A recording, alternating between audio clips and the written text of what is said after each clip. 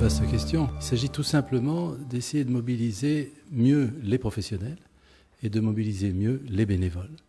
Alors mobiliser mieux les professionnels, je dirais qu'il y a un très grand nombre de métiers concernés, il y en a plus de 40, et il y a des métiers qui manifestement n'ont pas intégré les enjeux de la maladie d'Alzheimer dans la façon dont ils conçoivent leur pratique ou leur avenir.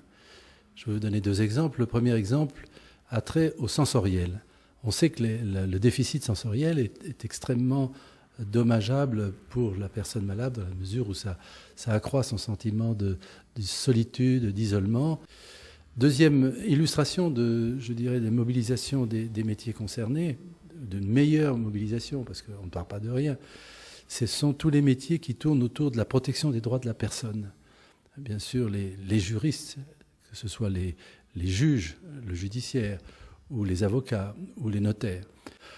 Mais on pourrait aussi regarder de près et s'inspirer, comme on le fait déjà, de ce que font donc des pays étrangers. Alors ils investissent beaucoup, si je puis dire, sur la proximité.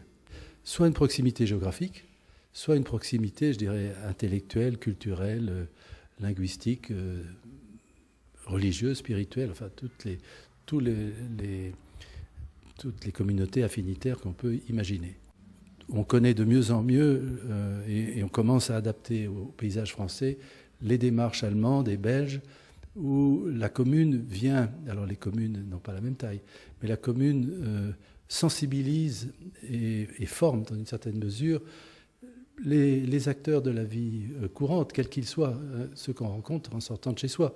Ça peut être l'agent de police, ça peut être le postier, ça peut être le commerçant, le pharmacien.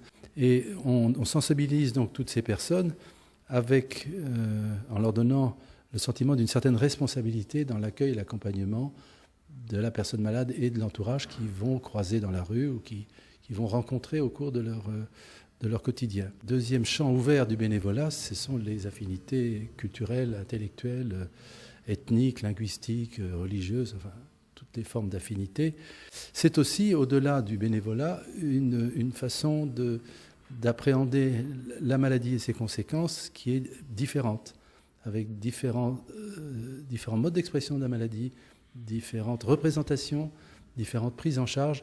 Et donc là, l'effort de mobilisation du bénévolat dans un monde communautaire est bon pour le malade et bon pour la connaissance aussi de la maladie.